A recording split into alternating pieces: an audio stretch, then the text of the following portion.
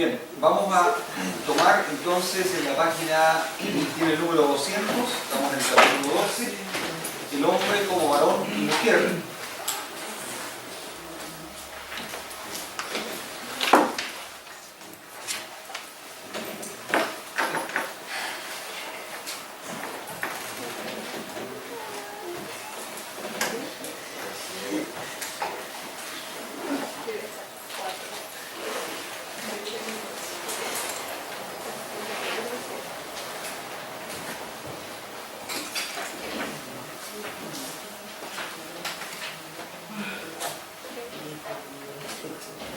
Aquí hay varias citas bíblicas en el primer párrafo, que es una continuación del punto A, relaciones personales. Varias citas bíblicas que nos hablan especialmente relacionado con el tema del matrimonio. Porque el matrimonio es como el símbolo de toda la creación humana. Dios no creó al hombre y a la mujer para que estén aislados el uno del otro, sino para que formen una unidad, y esa unidad, hombre-mujer, entiéndase como matrimonio, iba a ser como la representación de Dios ante toda la creación. Iban a ser también los administradores de todo lo que Dios había creado. Aquí en la plazuela de Yungay, al frente hay un letrero que habla de la creación. No sé si algunos lo han leído. En la iglesia de San Francisco. Ahí dice que la creación es algo que Dios nos regaló. Me parece mucho que ese es el concepto. Y por lo tanto tenemos que cuidarlo. Parece muy bonito el texto. Pero en el fondo Dios nunca nos ha regalado ni dado las escrituras de propiedad de la creación, sino que somos nosotros administradores, mayordomos de todo lo que Dios ha creado. Entonces hay conceptos en nuestra sociedad que se inspiran en las enseñanzas de las escrituras, pero muy a su manera, porque una inspiración, uno puede tomar algo para poder elevar su pensamiento y elaborar un concepto. Y en este caso el concepto elaborado no hace justicia con precisión a la revelación real de Dios en relación a la creación. Entonces, Dios cuando creó al hombre y a la mujer, los hizo sus representantes. No creó toda la imagen de Dios solamente en el hombre, ni toda la imagen de Dios en la mujer, sino que Dios creó esa unidad. En el fondo, como que fuimos de alguna manera como destinados para el matrimonio, aunque no necesariamente el matrimonio sea la única forma de manifestar nuestra humanidad, porque el apóstol Pablo también habló de personas que tienen el don de continencia, que pueden vivir de forma independiente y formar una vida solos, como individuos, sin necesidad del matrimonio. Eso no tiene que ser de ninguna manera mal mirado dentro del mundo cristiano tampoco, hermano. Incluso a veces hay por ahí algunas interpretaciones de algunos textos bíblicos en relación al ministerio pastoral o al obispado. Yo he conocido a través del tiempo varios pastores que nunca se casaron, así como también misioneras que ellas optaron por una vida independiente del matrimonio y de formar familia para tener un servicio más pleno del Señor en relación a entregar todo su tiempo y sus capacidades. Los seminarios bíblicos aquí en nuestro país, de distintas denominaciones, los seminarios más antiguos que llevan ya cerca de 100 años, todos tuvieron la colaboración de personas que así se dedicaron a servir al Señor. Iglesias Alianza, bautistas, metodistas, tuvieron ese servicio de personas. Entonces uno no puede pensar que un pasaje, por ejemplo, como dice el obispo sea marido de una sola mujer, está obligando a que la persona que tome el ministerio tenga que estar casado obligatoriamente, sino que ahí estamos hablando de del cambio social que el cristianismo ya estaba trayendo en la sociedad de su tiempo, que era de una sociedad permisiva en el sentido de la poligamia, y la poligamia ya es una situación de desigualdad entre el hombre y la mujer, porque habla de un hombre con varias mujeres. Entonces, por esto que los cristianos ya establecieron algunos principios para establecer una especie de frontera social y cultural con la sociedad. Nosotros, como cristianos en este mundo, aunque la sociedad acepte un matrimonio, una familia entre un hombre y más de una mujer, y si se convierten personas al Señor, llegan como miembros de la iglesia que ya están en esta situación, nosotros no podemos rechazarlos. Pero si queremos dar una impresión, digamos, que tenemos otros principios, vamos a exigir para el obispado, para el pastorado, que el pastor sí sea solamente marido de una sola mujer. Eso es lo que está diciendo la Escritura. No está diciendo otra cosa. No está diciendo otra cosa que un pastor tenga que ser obligatoriamente casado. Porque incluso en situaciones han habido pastores que para tomar el ministerio han debido rápidamente buscar, digamos, alguna relación por ahí, matrimonios que en el fondo no han funcionado. Estamos cayendo casi lo mismo en el sentido distinto de la Iglesia Católica, que exige, aunque ellos dicen que es una opción, pero en el fondo, si la persona tiene un llamado, una vocación al sacerdocio, él no puede casarse. Entonces, la Escritura no nos plantea eso. La Escritura nos plantea un profundo respeto por la relación matrimonial. La coloca muy en alto porque en el fondo es como el símbolo de la imagen completa de Dios en la humanidad. ¿Dónde se refleja o dónde debería reflejarse? Es en el matrimonio. Entonces nosotros estamos hablando, hermanos, de los ideales.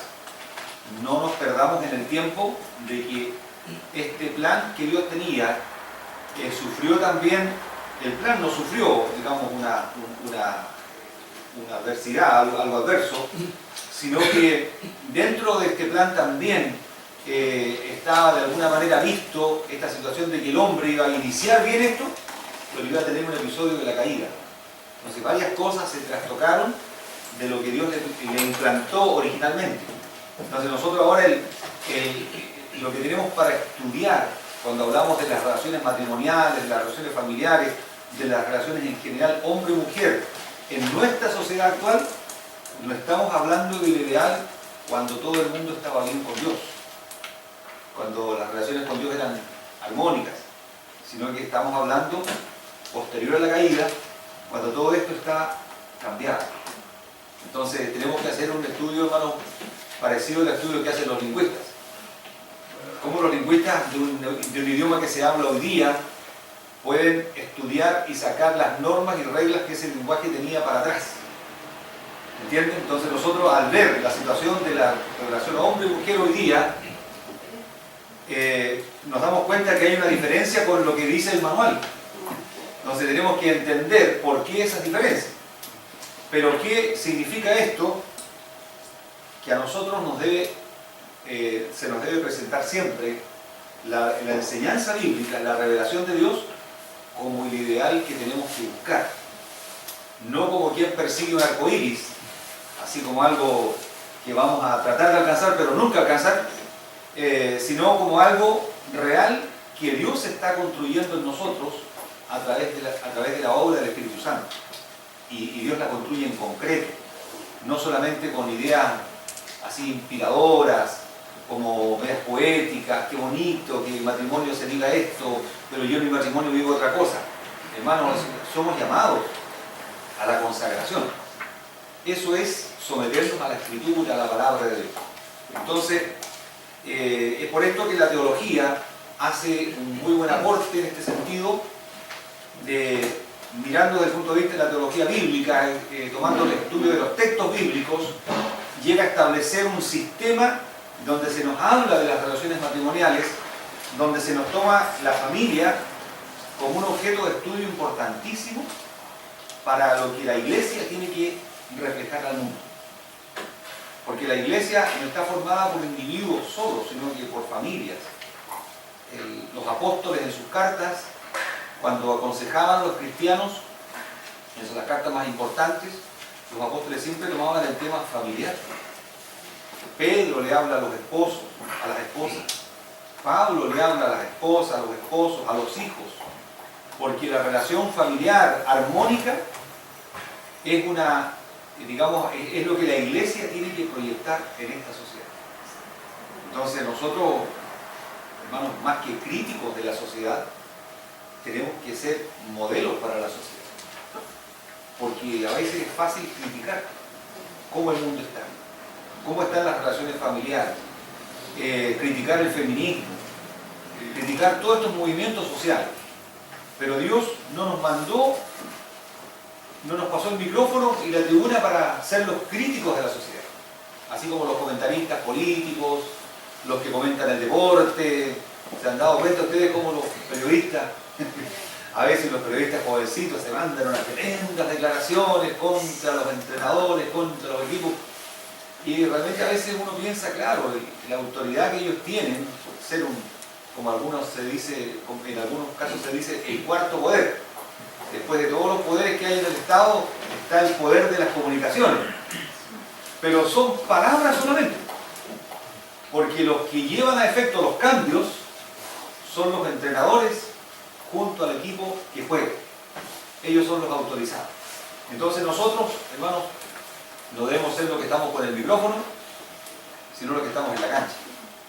Los que estamos ahí para poner en juego y para poner en práctica el modelo que se nos ha planteado.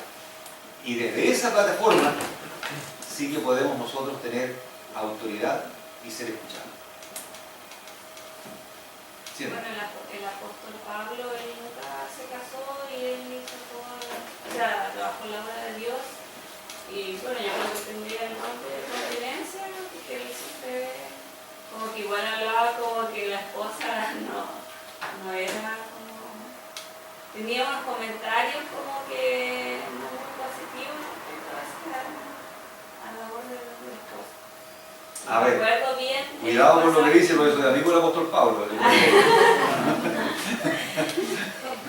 No, es que no me acuerdo bien el pasaje, pero hablaba así que como que para él era mejor estar solo y hacer la obra de Dios solo con alguien. A ver, no, ¿verdad? Cuidado porque hay un refrán que dice mejor solo que mal acompañado, no creo que es la idea que usted quiera decir. Sí, es que hay una crítica, y me pongo de pie para decirlo. No, es que hay una crítica, hermanos, dentro de los ambientes, dentro del mundo evangélico. Hay un ala también bastante feminista y bastante radicalizada. Entonces por ahí se ha mirado un poquito con distancia algunos textos bíblicos, especialmente aludiendo a lo que la hermana dice del apóstol Pablo. Y al apóstol Pablo se le ha acusado dentro de ambientes sociales, dentro y fuera del cristianismo, de tener una actitud negativa hacia la mujer. Entonces hay que mirar las cosas con, no voy a decir con altura de mira, porque eso sería como mirar así como general, como equilibrado. No, sino con precisión de la escritura, de que todo lo que el apóstol Pablo escribe, cuando coloca algunos pasajes donde está intentando cambiar algunas cosas culturales de su tiempo, no se está contraponiendo a las cosas que el Señor Jesús planteó, porque el Señor sí que hizo diferencias sociales con la mujer muy positivas. El Señor, a la mujer que no se le permitía la enseñanza, el acceso directo a la enseñanza, porque la mujer en la sinagoga tenía un acceso indirecto, no estaba en el lugar de los varones y los hijos mayores de 12 años, sino que ella estaba en un lugar un poquito separada. En el templo también estaba el patio de las mujeres, tampoco llegaban a la parte más central, pero el Señor le permitió. Y el día de liberación mayor para la mujer en el mundo cristiano, hace tiempo atrás leía un comentario sobre eso que no lo había reflexionado desde ese punto de vista. ¿Recuerdan ustedes cuando el apóstol Pedro predicó el primer mensaje? ¿Qué pasó después de la predicación del mensaje? Pero además de que se convirtieron las personas, ¿qué pasó con esas personas que se convirtieron, que aceptaron el Evangelio? ¿Qué pasó con ellos? No. En el momento cuando Pedro predicó y las personas recibieron su mensaje, ¿qué pasó con esas personas? Se elaboraron y se compusieron de corazón. Y Preguntaron qué haremos, hermano. ya, ¿y qué les dijo Pedro? ¿Qué hicieron los apóstoles con ellos? Se arrepienten. ¿Pero qué hicieron con ellos? Compartieron.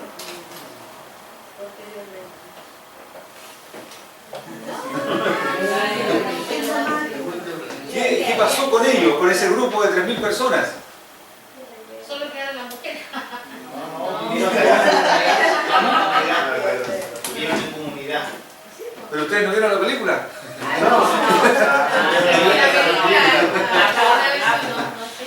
Fueron bautizados y se añadieron ese día a la iglesia como 3.000 personas. Esos 3.000 fueron bautizados. Pero fue la primera vez que una ceremonia que los acercaba en forma directa a Dios y que los hacía pertenecer a ese pueblo de Dios que Dios estaba formando ahora en Cristo, la iglesia. Fue la primera vez que la aceptación en ese pueblo era pareja para hombres y mujeres, porque se bautizaron todos los que creyeron. Porque antes, ¿qué pasaba en el pueblo de Dios? ¿Cuál era la señal de pertenencia al pueblo y de pertenencia al pacto de Dios? La circuncisión del varón. Entonces, en ese día en Pentecostés ocurrió, hermanos, un fenómeno que los hombres no lo notaron, pero las mujeres sí. Porque para los hombres era normal. Yo quiero pertenecer a esto, voy a hacer la ceremonia. Pero para la mujer era un asunto extraordinario. Entonces, por lo tanto, eso dio pie a que ese concepto de liberación de la mujer pudiera también tener algunas connotaciones un poquito, de repente colgarse un poco de ese espíritu de querer liberarse más allá de esas cadenas que antes tenía. Es posible que haya ocurrido también un fenómeno parecido a lo que ocurrió en el periodo de la Reforma con la revolución de los campesinos. ¿Recuerdan ustedes ese pasaje un poquito oscuro del periodo de la Reforma? Porque la sociedad no estaba solamente atada por problemas religiosos, estaba atada también por un problema de injusticia social muy grande. Porque los dueños de la tierra eran los señores feudales. ¿Y cuál era la actividad de estos caballeros? Que literalmente se llamaban caballeros. Participar en los torneos, esto de el deporte que ellos tenían, o sea, pasarlo bien. ¿Y quiénes realizaban el trabajo? Los campesinos, que vivían en condiciones muy terribles. Y todo esto con el visto bueno del sistema religioso. El sistema religioso como que se prestaba para él.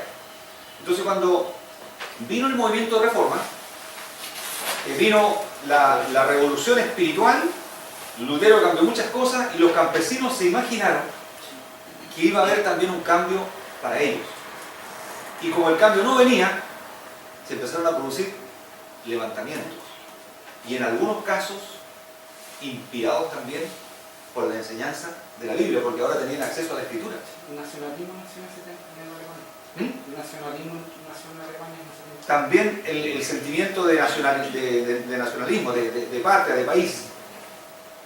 Entonces, perdón un poquito para concluir la idea. Entonces, esa ansia de liberación en ese aspecto, los llevó a salirse un poco de los márgenes que el cristianismo mismo planteaba, de cómo se realizan los cambios sociales. Entonces, por esto Lutero se dio ahí entre la espada y la pared y tuvo que darle el visto bueno a los príncipes para que puedan, digamos, detener esta revuelta, esta revolución, y ocurrió un episodio negro en el periodo de la Reforma. Porque mucha gente lo tanto, hermanos, siempre cuando hay cambios producidos por el Evangelio, cambios sociales, esos cambios a veces pueden salirse un poquito de los cánones que la misma escritura, los principios bíblicos marcan. Entonces, en el aspecto de la liberación de la mujer también, a veces una mujer se puede sentir muy liberada y puede inspirarse también en ideas pseudo-cristianas. Digo pseudo-cristianas porque en parte se apoyan en el cristianismo, en parte toman ejemplos de la vida de Jesús, de la vida de Pablo, pero por ahí chocan con otros pasajes de la Escritura y ahí se produce este fenómeno de que se quiere plantear que Pablo tenía una idea y que Jesús tenía otra. Así como que en el Antiguo Testamento hay un Dios, un Dios de guerra, un Dios de violencia, y en el Nuevo Testamento Jesús habla del amor. Entonces, no nos olvidemos que estamos hablando del mismo Dios, de la misma Escritura, y somos nosotros los que tenemos que tratar de interpretar esto de manera que no aparezcamos nosotros contradiciendo una interpretación de un pasaje con la interpretación de otro pasaje. Entonces, al apóstol Pablo se le ha llamado misógino, que es como que desprecia a la mujer. Entonces, nosotros no podemos mirar este tema de la diferencia hombre-mujer como un asunto conflictivo. Porque si los dos aspectos que Dios quiso marcar en la creación de la humanidad, de su imagen, digamos, las dos formas de creación, tanto del hombre como de la mujer, reflejan la imagen de Dios, somos nosotros los llamados a encontrar la forma de llevar estas relaciones en una manera sin conflictos, de una manera armoniosa, como hablamos de armonía musical. Diferentes notas tocadas juntas pueden hacer una armonía o pueden hacer un ruido desagradable, una cacofonía que se llama también como una palabra técnica. De anotación al versículo que pudo haberse referido la hermana, por ¿Ya? ejemplo, cuando Pablo aconsejaba decir, más esto digo por vía de concesión, no por mandamiento. Quisiera más bien que todos los hombres fuesen como yo, para que cada uno tiene, pero cada uno tiene su propio don de Dios. Uno la verdad de un modo y otro de otro. Digo pues a los solteros y a las viudas, que bueno les fuere quedarse como yo, pero si no tienen don de continencia, cásense, pues mejor es casarse que estar quemado. O sea, igual le habla a los hombres y a las mujeres, o sea, él aconseja que mejor es quedarse como él para dedicar, como decirte, todo su tiempo Claro. al servicio del Señor y todo enfocarlo a Dios. Pero si no tiene el don, mejor cásese. Entonces, en ese aspecto tampoco está hablando de un Pablo que De una imposición. Claro, de una De una imposición, tampoco imposición. estaba en contra, porque le hablaba tanto a los hombres como a las mujeres, porque le hablaba a las viudas también. Sí, y lo otro que conviene agregar aquí también es el contexto de la vida de los cristianos en esa época, este asunto de las persecuciones que a veces los hacía tener que cambiarse de residencia, de repente los expulsaban de un lugar. Entonces Pablo habla de alguna necesidad que apremia en otros pasajes, habla de un contexto de vida donde no era lo mejor tener familia, porque una persona cuando tiene hijos y tiene que salir huyendo, se preocupa mucho, piensa que si es solo, a las 3 de la mañana dejó su maletita y se fue solo. Pero si tiene esposa, tiene hijos, en ese tiempo viajar con familia era muy complicado. Entonces era eso. Y por otro lado también no es absolutamente seguro que el apóstol Pablo nunca haya sido casado. Hay distintas teorías respecto a eso, que pudo haber sido casado y por causa de su cambio tan radical, cuando él se convirtió al Evangelio, de ser un fariseo perseguidor de los cristianos, haya tenido conflictos tan fuertes familiares que digamos, lo hayan hecho perder su familia, porque él mismo lo refleja después en algunos pasajes cuando habla de las personas que son matrimonios paganos y se convierte uno de ellos al Evangelio. Dice, si la parte incrédula consiente en vivir con el cristiano, que no se separa. ¿Qué significa consentir? Significa estar de acuerdo con el cambio de vida de la otra persona, del cónyuge. Porque la diferencia entre el paganismo y el cristianismo era muy radical. Este tema de la fiesta, este tema de todas las orgías que ocurrían los bacanales que ocurrían en las festividades paganas, un cristiano ya no podía seguir participando.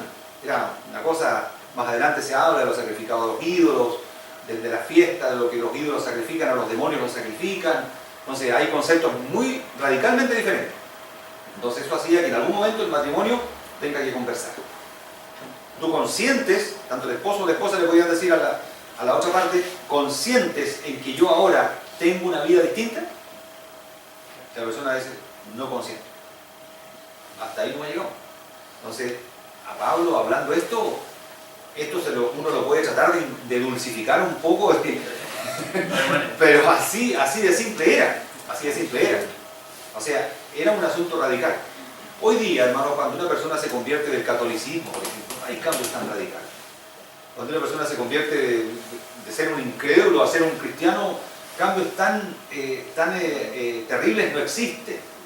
Entonces tampoco una persona va a decir hoy día como un argumento para divorciarse livianamente, decir, no, que mi esposa no me comprende. Somos incompatibles ahora. Como esa cuestión en Estados Unidos se dio mucho al divorcio por incompatibilidad. O sea, donde los jueces decían, somos incompatibles, y por lo tanto los divorciaban. Entonces no se trata de eso, pero sí de mirar como que esto que Pablo plantea es una cosa de mucho fundamento.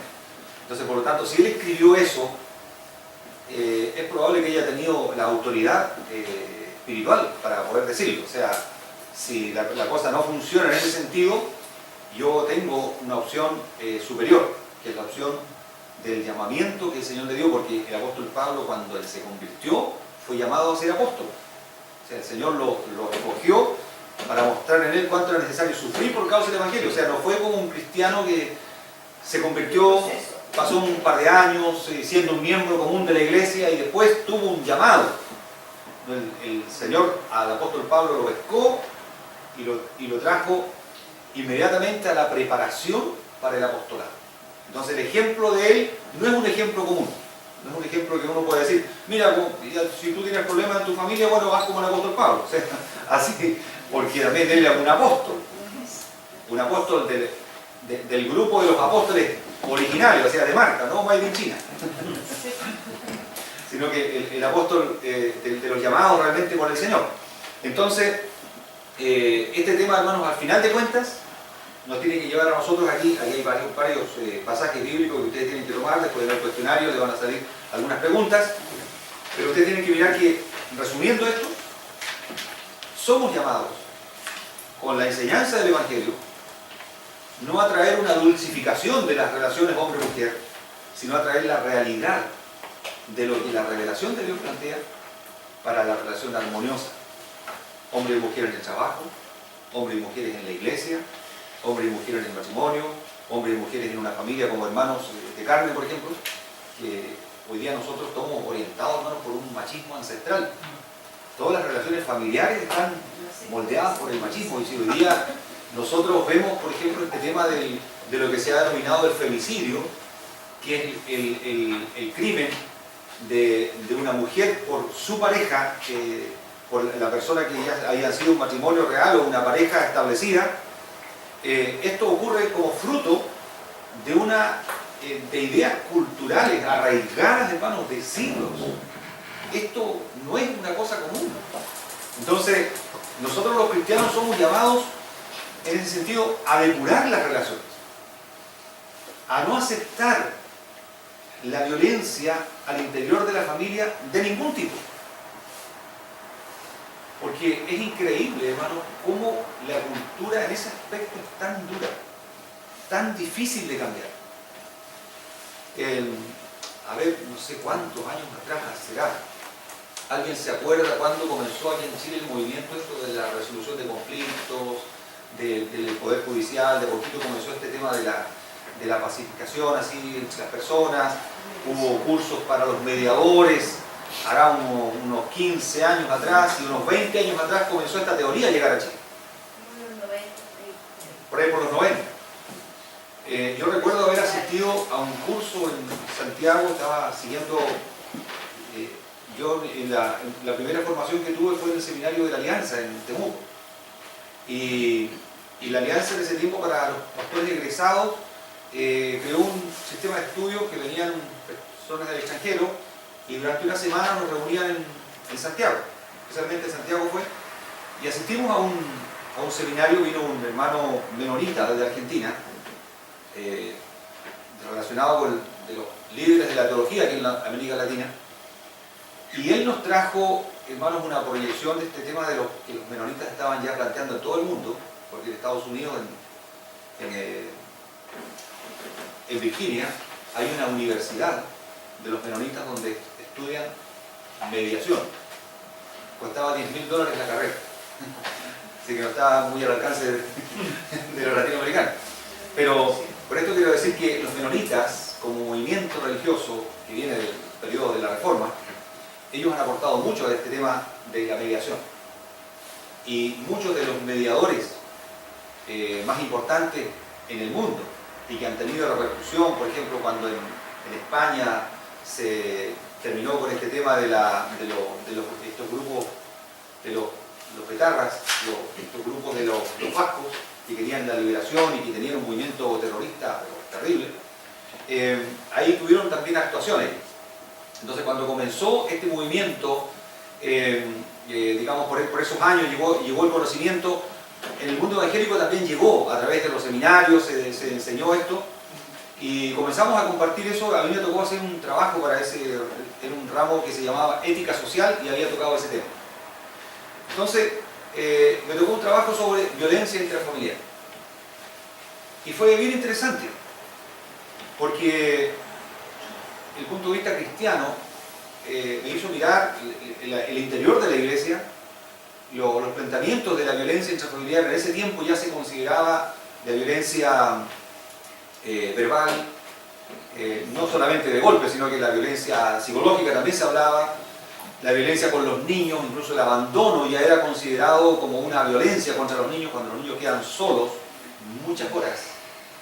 Los niños no están acostumbrados a estar solos. Un niño tiene temor, si hay adultos que tienen temor a estar solos. Entonces, conceptos bastante finos en ese tiempo, por ahí por los años 90. Y hace poco, con motivo de una situación que ocurrió en Santiago, me parece nuevamente la muerte de una mujer por manos de una pareja, habló una ministra, creo que hay un ministerio de la mujer y todo esto acá en nuestro país ahora establecido. Entonces, por lo tanto, la estructura parece que hubiera progresado. Pero cuando yo escuchaba hablar a esta señora acerca del tema de la violencia intrafamiliar, y hablaba ella de un protocolo que tiene la policía para establecer también los niveles de violencia a los cuales está sometida la persona a nivel de peligro, me di cuenta que no se ha avanzado nada. De lo que yo estudié en ese tiempo, hasta ahora, en la práctica, no se ha avanzado nada.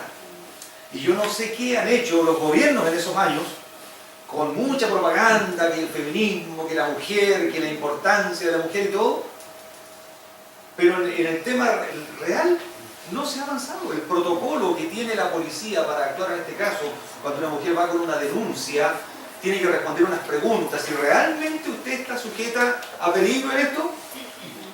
Entonces ocurre lo que pasó acá, o sea, no sé si ustedes leyeron lo que salió en el diario.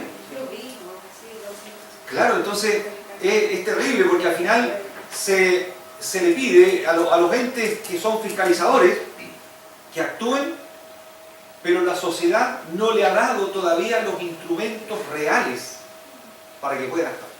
¿Y esto por qué ocurre? Porque la sociedad es muy dura en este aspecto. O sea, aquí hablamos, hermanos, de machismo metido en el Poder Judicial, en la policía, en los políticos en sí. Algunos comentarios que se hacen entre diputados y diputadas, se ve pero una situación pero que todavía estamos en el tiempo de las cavernas, de falta de respeto entre el hombre y la mujer. Entonces, las relaciones están mal. Y la sociedad no avanza. Y nosotros podemos volvernos críticos a eso. Pero nosotros como iglesia deberíamos ser como el botón de muestra. Decirle, así se puede vivir. Pero el problema es que al interior de la iglesia también cuesta poner en práctica en armonía. O sea, todos estamos ensayando a cantar en coro, pero todavía nos falta afinarnos, cada uno con la voz que tiene, en meternos en el bajo, en el tenor, en primera, en segunda, para que salga armónico. Hermano. Bueno, en algunas iglesias, como yo estuve en Purranque, que trabajé en escuelas, hay personas que a lo mejor no han sido bien convertidas o bien instruidas en la palabra del Señor, que sacan versículos fuera de contexto para su conveniencia y avalar la violencia intrafamiliar. El tema de que soy cabeza del hogar, y claro, hay violencia a veces a la mujer y hacia los hijos. Después está científicamente comprobado que existe entre 8 a 9 años para que la mujer pueda denunciar, porque es un ambiente enfermizo que claro, ya va uno bajo autoestima, y después al final lo que hace el gobierno en la oficina de la mujer o en todo esto que está apoyando a la mujer, que hace empoderar a la mujer. Entonces eso al final hace que haya una violencia cruzada. Claro. Entonces al final no se resuelve nada. Al final no es que la mujer ya pasa de ser sumisa, pasa a ser también violenta. Entonces no hay resolución de conflicto.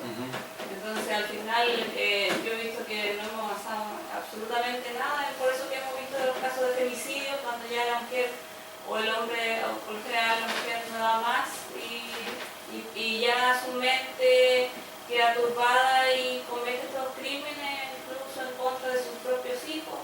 Claro. Porque ya no ve salida de la situación, porque buscan ayuda y ven que la empoderan, pero en realidad genera más conflicto dentro del hogar. Claro, porque en realidad es como la misma teoría que tienen algunas personas, que si hay mucha delincuencia, vamos a armar a la gente, a los que no son delincuentes. Que todos se armen. Entonces, en teoría como que funcionaría equilibrar las cosas así. Pero en el fondo es una batalla muy desigual.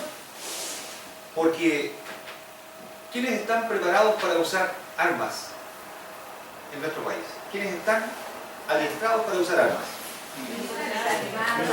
Los militares, todos los que oficialmente usan armas, legalmente usan armas. Y aquellos que se van a unos centros de adiestramiento que también... Claro, pero ¿y quiénes, además de los uniformados y la policía civil, la PDI, quiénes más en el país están bien adiestrados en usar armas? Los delincuentes.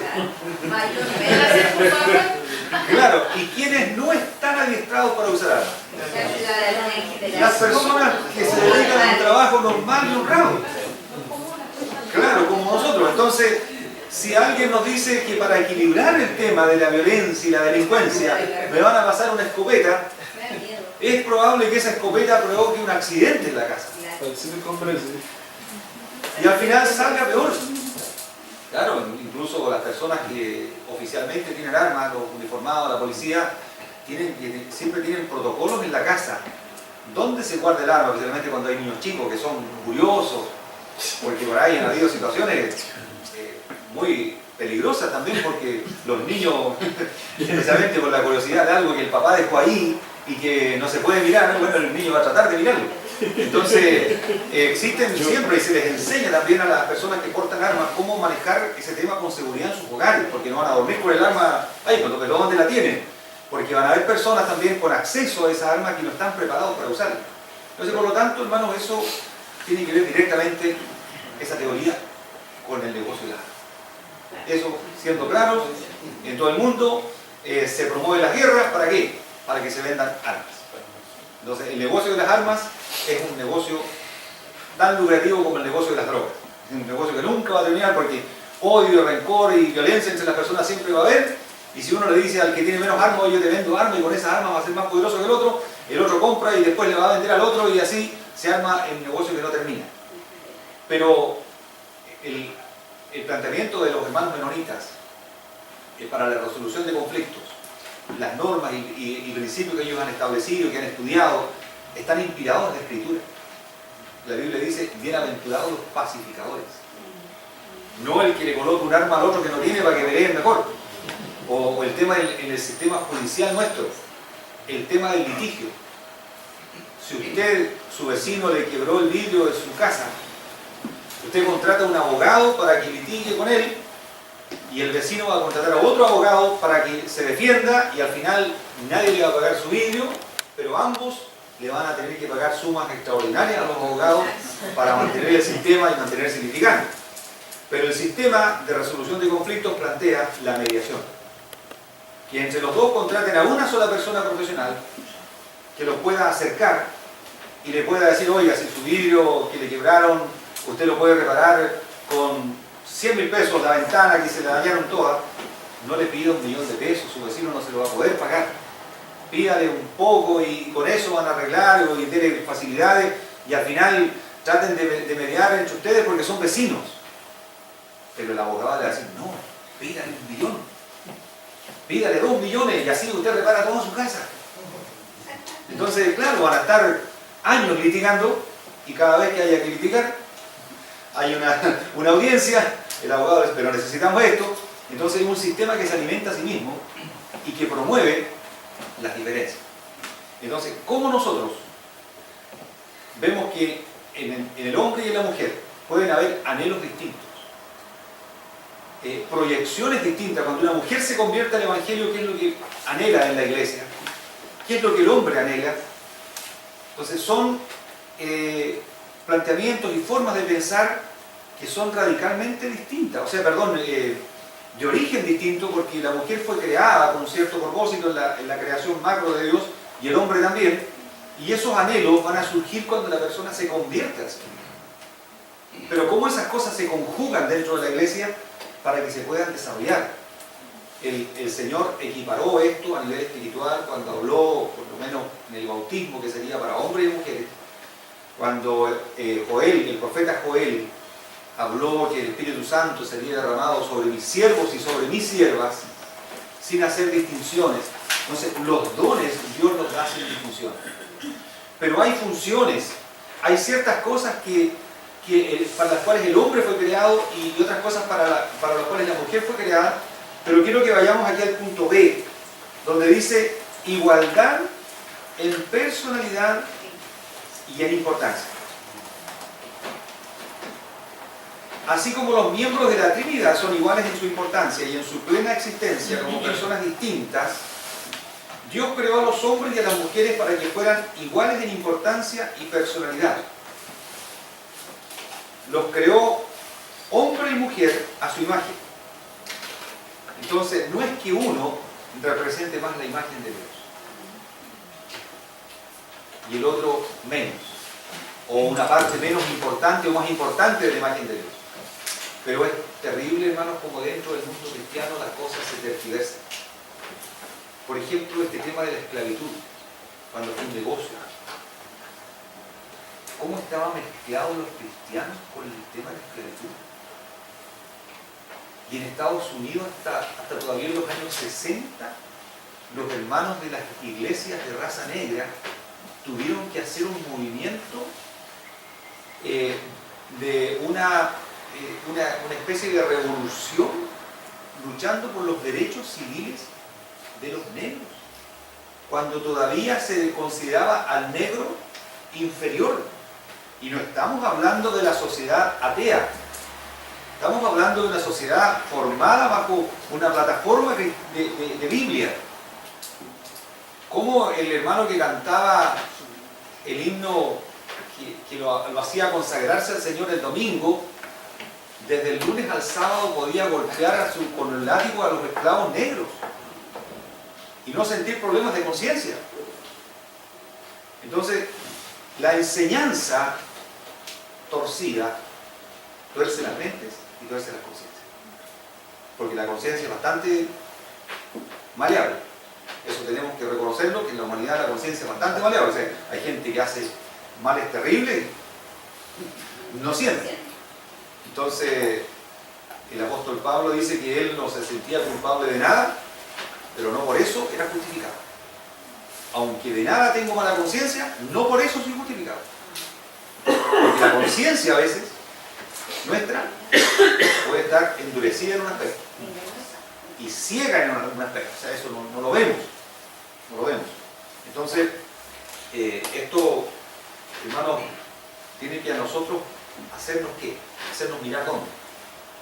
A la Escritura.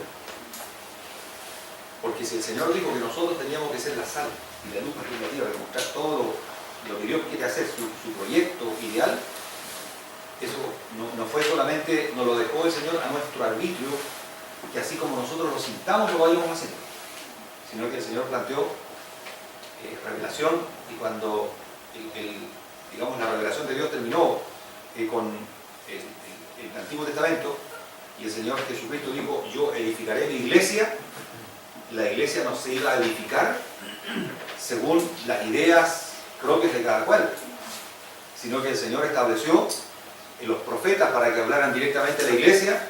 El apóstol Pablo estableció también cómo se iban a recibir esa profecía, examinando todo, retener lo bueno, pero sobre todo las cartas apostólicas. Entonces los apóstoles hablaron clarito. El mismo Dios del esclavo es el mismo Dios del amo. Profe, ¿puedo hacer una pregunta? ¿Sí? ¿Me puedo quedar con la pregunta? Estamos viendo, bueno, el tema, estamos viendo a Pablo, pero no hemos visto un tema en el ámbito espiritual, como hecho, por ejemplo, la mujer. Yo he visto mucho en Europa o en Estados Unidos, bien dicho, las comunidades bautistas reformadas, ellos no permiten la enseñanza a la mujer, ni el pastorado de la mujer. Por el mismo tema, atribuyendo el mismo tema a la enseñanza de Pablo. Sí. ¿Cómo nosotros vemos esto? ¿Cómo se podría plantear, digamos? A ver, el teólogo que nos plantea aquí estas cosas, como sabe que su enseñanza es para muchas personas, para muchas iglesias y denominaciones, no hilan tan fino en los detalles de aplicación de estas cosas en el fundamento. Pero sí tenemos que reconocer que la iglesia, como muchos otros temas, ha sido bastante diversa en su aplicación. Porque es interesante esta contradicción que se produce a veces en iglesias que son eminentemente machistas en todo. Hay una pastora o una obispa.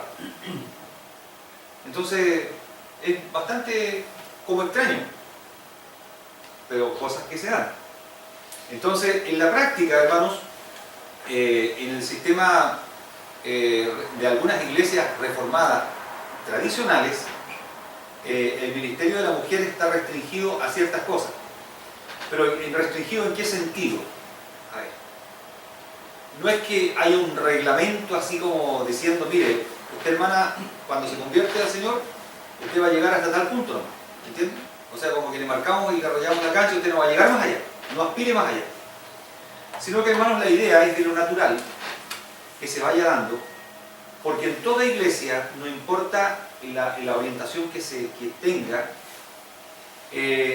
toda persona debe tener la libertad para ejercer lo que el Espíritu Santo ha puesto en él en realidad. No que una persona se atribuya, yo soy profeta, o yo soy esto, yo soy lo otro, pero la persona debe tener la libertad, si una iglesia bíblica, para ejercer lo que Dios, las cosas con las cuales Dios la ha dotado. ¿Entienden? Pero si somos un poquito finos en este aspecto, nosotros como instituto no podemos plantearle a ningún hermano que venga a estudiar acá con nosotros, oye, usted tiene que aplicar esto y esto. Pero sí le podemos decir que las tradiciones reformadas, por ejemplo, la tradición reformada luterana, no tienen problema, o sea, tienen pastoras, tienen obispas, tienen de todo. En tradiciones anglicanas, un poquito menos, y en las tradiciones reformadas de la línea presbiteriana, tradicional, histórica, y de otras iglesias también de la Reforma, el ministerio de la mujer está limitado a temas de enseñanza a mujeres, enseñanza a niños, y enseñanza en general también a hombres y mujeres, pero no a los cargos de mayor autoridad y resolución en una iglesia, por ejemplo, como el cabeza de la iglesia o el obispo de una denominación, no hacer una mujer basados en argumentos como tales como que el Señor, cuando escogió a los apóstoles, escogió varones Y cuando el apóstol Pablo habla del ministerio del obispo, dice el pastor o el obispo sea marido de una sola mujer. No habla, habla de mujeres en el diaconado, habla de mujeres en distintos servicios y el apóstol Pablo saluda, cuando escribe las cartas, al final de sus cartas, saluda a muchas mujeres que trabajan arduamente en la obra del Señor, pero nunca dice que ellas tenían la autoridad principal. O cuando el apóstol Pablo se dirige en una carta a una iglesia, coloca, por ejemplo, al nombre del líder, del pastor o obispo, con sus obispos y diáconos, o sea, un ministerio así como compartido de un grupo de personas, pero nunca una mujer así en el primer cargo. Entonces, son lecturas que nosotros podemos tener de la Escritura y que como seminario nosotros, como les reitero, nosotros no le vamos a decir, oye, usted tiene que aplicarlo de esta manera. Y nosotros podemos buscar las explicaciones, pero las explicaciones las dan ellos mismos, o sea, sus argumentos son, el apóstol Pablo por ahí dice en algún punto, que el hombre fue creado primero y después Eva.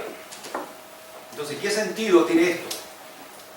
No es que Adán fue creado y Eva por lo tanto está en un nivel inferior como al nivel de toda la otra creación que Adán tiene que administrar. Porque esa interpretación dio pie a la esclavitud, dio pie a que en los países árabes se venda una mujer, dio pie para que algunos teólogos llegaran a pensar en la Edad Media si la mujer tenía alma en el mismo sentido que el hombre, dio pie para muchas cosas. Entonces nosotros estamos hablando de una creación de igualdad en valor, igualdad en esencia. No hay una diferencia. Nosotros cuando hablamos, por ejemplo, a veces de Padre, Hijo y Espíritu Santo, no hablamos Padre, Hijo y Espíritu Santo.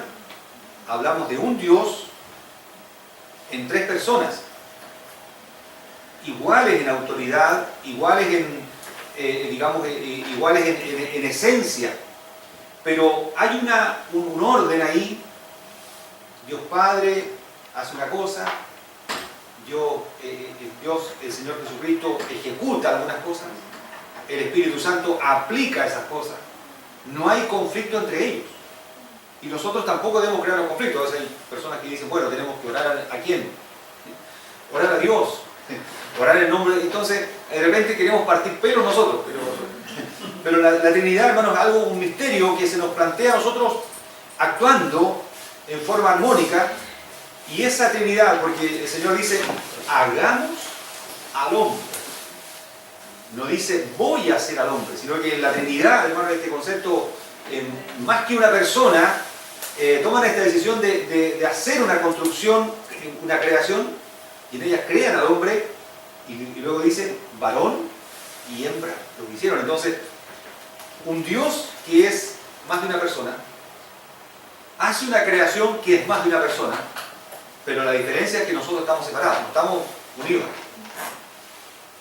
Entonces, por esto que me di bastante vueltas para responderle sin caerme para un lado o para otro, porque yo sé que aquí hay planteamientos de hermanos que llevan mucho tiempo en sus iglesias, que tienen una idea clara, una ejecución de trabajo, y al Señor a mí me ha permitido, hermanos, estar en diversos ambientes eclesiásticos, y en ese sentido, el espíritu reformado, hermanos, sobre todo, el planteamiento cuando uno dice, bueno, ¿qué significa reformar? Sobre todo es colocar a Dios primero y al hombre en segundo lugar. Todo para la gloria de Dios. Pero en esas cosas podemos tener diferencia, porque dentro del ambiente reformado, que proclama primero la gloria de Dios, por ejemplo, en el evangelismo, nosotros no le vamos a ir a rogar a una persona para que acepte al Señor. Le hablamos que si no te arrepientes, ¿entiendes? Porque sin arrepentimiento no hay salvación. No le vamos a hablar de un Diosito que te ama primero y que, pucha, está llorando para que tú vengas. No, un Dios que te llama y te llama al arrepentimiento. Un Dios grande, no un Dios que te viene a rogar aquí así, por favor, acéptame. Así como que estoy a la puerta y llamo y presentan a un Dios llorando ahí. Pues ese llamamiento de estoy a la puerta y llamo, eso fue para la iglesia. No olvidemos que el Apocalipsis, hermano, fue escrito para la iglesia. Entonces, de repente, el Señor queda fuera de la iglesia por tanta autoridad que tenemos los líderes que el Señor lo dejamos fuera. Entonces, el Señor quiere estar entronizado. Entonces, el evangelismo es plantear un Dios, como en el Evangelio de Marcos aparece Juan el Bautista y Cristo predicando: arrepentidos y creed al Evangelio, porque el reino de los cielos se ha acercado. El arrepentimiento, primero, o sea, la persona primero tiene que cambiar. O sea, Dios lo manda a cambiar. Y por otro lado, hermanos, en la vida cristiana, en general, Dios no está a nuestro servicio para hacernos felices. Nosotros nos ponemos al servicio de Dios. El apóstol Pablo, o sea, Saulo de Tarso, cuando le dijo el Señor: yo soy Jesús aquí en tu presencia. Señor, ¿qué quieres que haga? No le dijo: mira, Señor, me siento mal, quiero que tú me des algo para sentirme bien. O sea, el Señor no es como la droga para nosotros, para buscar sentirnos bien. O sea, nosotros nos ponemos al servicio de Dios. Ese es el espíritu reformado. Y dentro de ese espíritu, de ese planteamiento, hermanos, hay iglesias que plantean un amplio nivel de enseñanza para mujeres y otros niveles bastante tradicionales y también, yo diría, quizá un poquito machistas también. O sea, se salen un poquito más allá, hacen decir a Pablo cosas que Pablo no dijo, porque en la Biblia está, hermanos, el tema de Aquila y Priscila, por ejemplo. En una sociedad judía, donde la mujer tenía toda la preponderancia, al principio de la historia de la iglesia aparece un matrimonio cristiano, servidores del Señor, consagrados, obreros de Dios, los ambos, y siempre aparece mencionada primero la esposa, Priscila. Y aparecen corrigiendo a un predicador efusivo, muy carismático, un hombre muy, digamos, de buen habla, pero que no conocía algunos detalles del camino del Señor. Y Priscila y Aquila lo llaman aparte y lo corrigieron. Entonces, esas cosas están en el Escrito. Por lo tanto, hermanos, cuando nosotros como iglesia nos planteamos ciertas cosas, vamos a hacer las cosas de esta manera, de repente tenemos que decir: bueno, pero si el Señor quiere hacer algo distinto en algún momento, somos nosotros los que debemos tener la flexibilidad para acomodarnos a la voluntad de Dios, a lo que el Espíritu Santo realmente quiere. Por eso es que muchos reglamentos internos de iglesias cada cierto tiempo tienen que ser revisados y tienen que ser cambiados, porque fueron hechos para una cultura, para un tiempo, así como el Código Civil de otro país, que todavía quizá una persona que roba una gallina le va a dar 5 años, no sé cómo lo harán cuando roban los pollos del supermercado, porque era distinto antes cuando la gente criaba la gallina. Diferente. Hermana. Escuché por ahí, no sé, la predicación, estudio, no sé, cosas que uno que Dios hizo a la mujer y le sacó la costilla. La costilla está en el costado, o sea, al lado. Podría haber sido de un hueso del pie, de un hueso de abajo, pero fue de una costilla, o sea, tiene que ir al lado. No fue para ir arriba o para ir atrás, sino que es como la compañera. Claro. Y en otras iglesias, cuando el llamado, por ejemplo, en ejemplo, los pastores, dice el llamado es al pastor y la otra es esposa del pastor. Pero se supone que si son un matrimonio, el llamado es para el matrimonio, el ministerio es para el matrimonio. Y muchas veces se deja a la pastora como en una minoría, como en otro tipo de funciones, y no se le da el cargo o la función que se le da también al pastor, porque los dos son un matrimonio y los dos fueron llamados a ese ministerio. O puede ser, desde otro prisma mirado, puede ser un matrimonio en donde el esposo o la esposa están llamados a un ministerio específico y no ambos.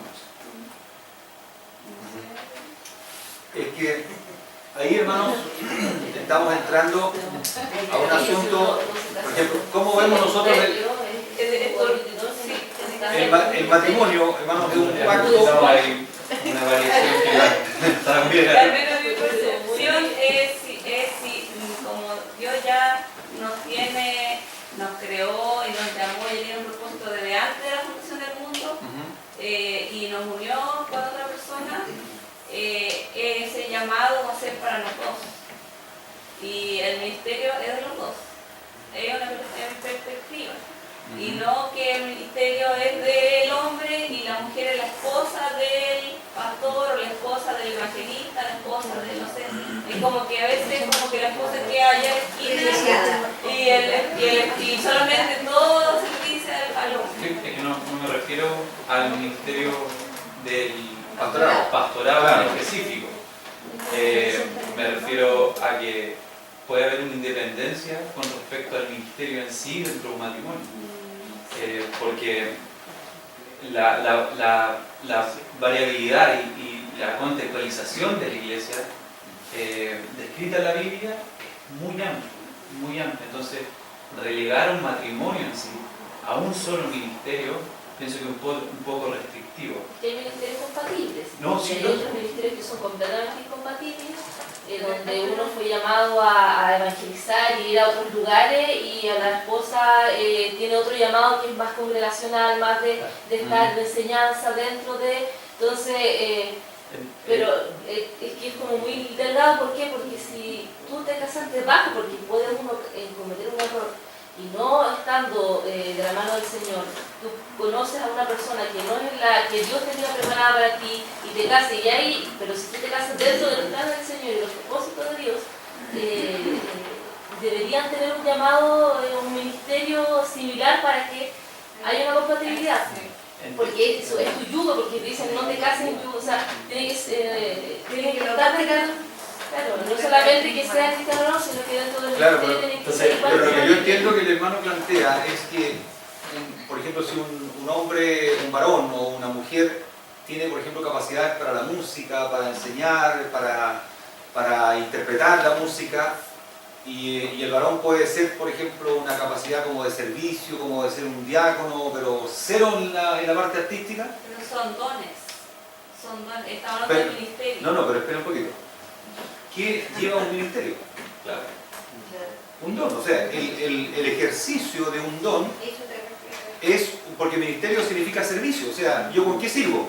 Con las herramientas o dones que Dios me ha dado.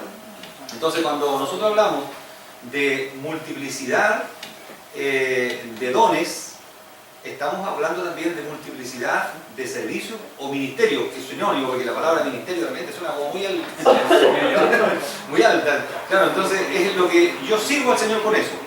Entonces, dentro de manos de un matrimonio, tenemos que ver cómo el matrimonio conjuga eso. Nosotros no podemos establecer como iglesia quizás un reglamento para eso, porque estamos limitando a lo que el Espíritu Santo va a hacer entre dos personas que juntó. Y Dios va a saber cuando junta verde y azul qué color sale. Entonces, entre los acuerdos que hay en un matrimonio, por ejemplo, ¿quién cocina en la casa? ¿Quién hace el lavado? ¿Quién cuida a los niños? ¿Quién va a dejar a los niños al colegio si hay que transportarlos? Entonces, hay un montón de cosas, y también el servicio al Señor, que cada uno individualmente se siente llamado, tiene que ser también ejercitado en acuerdo y colaboración del uno hacia el otro. Promovido el uno al otro, pero no necesariamente ligado directamente el uno con el otro.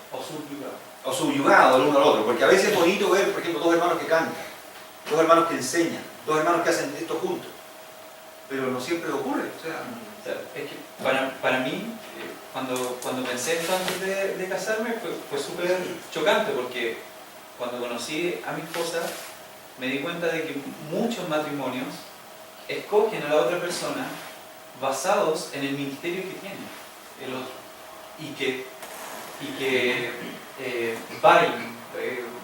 son compatibles. Pero eso es súper peligroso, porque yo me caso con la otra persona por la persona, no por su ministerio.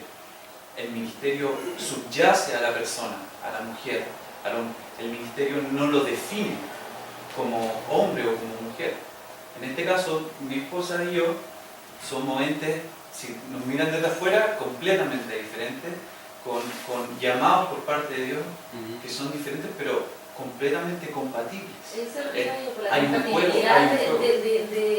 tiene que ser, tiene que haber en cierto punto donde hay una compatibilidad, donde se unan en algún grado. Claro, pero- en algún grado claro, tiene que haber si recordemos, hermano, que aquí estamos hablando aquí de dos cosas distintas. El hombre y la mujer en el matrimonio es una cosa. El hombre y la mujer sirviendo al Señor ya es una cosa como un subproducto de lo otro. O sea, lo primero que tiene que compatibilizar es el matrimonio.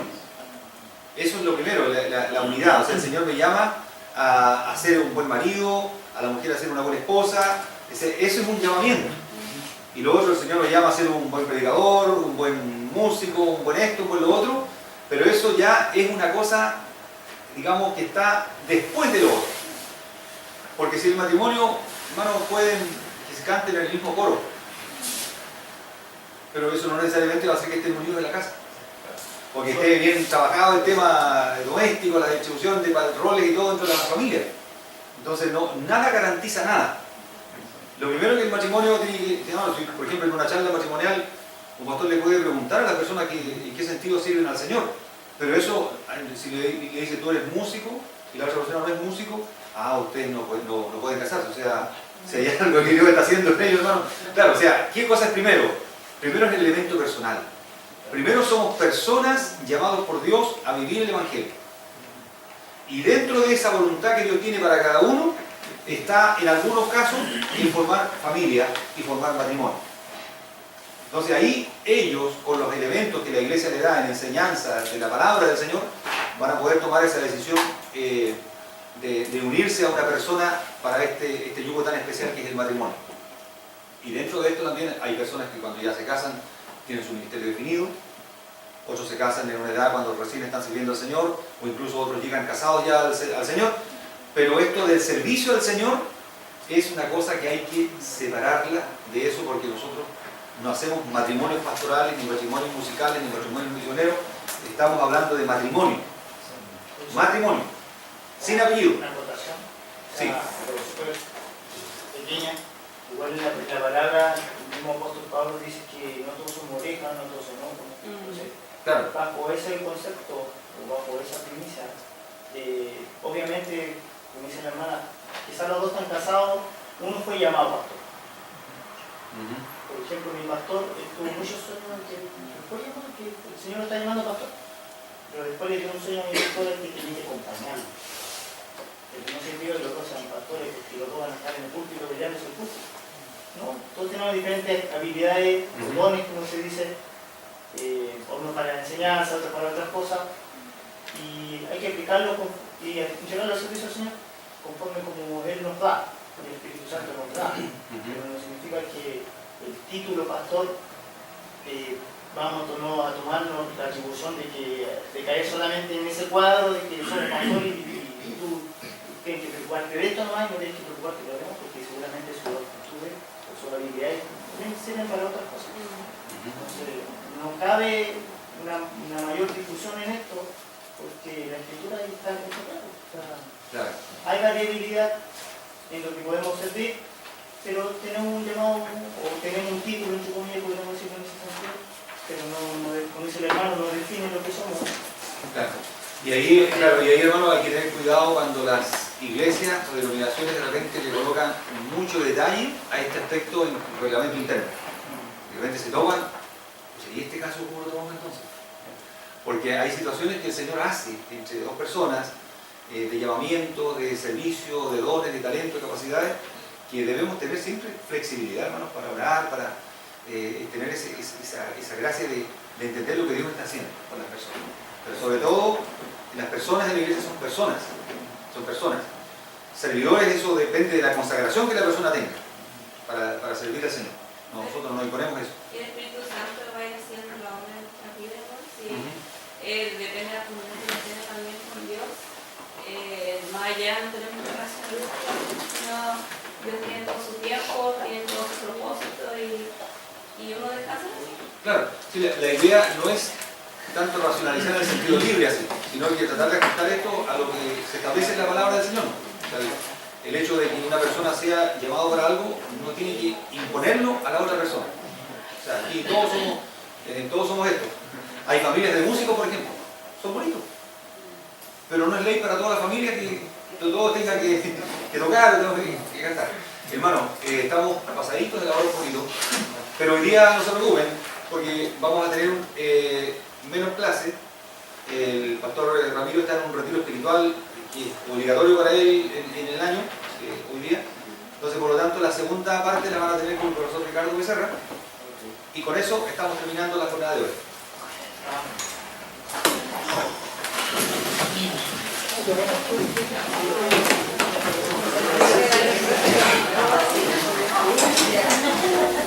¿Ya?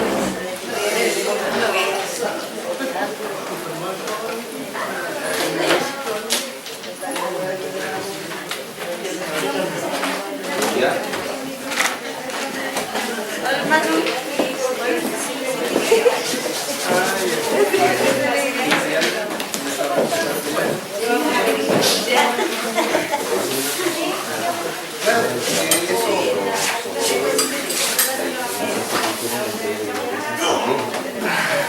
ese material es bastante bueno. La idea es que ustedes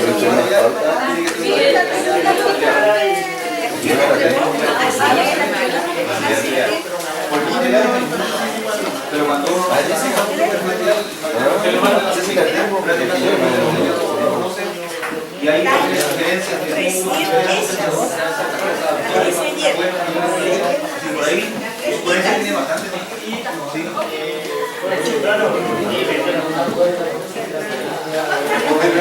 Bien,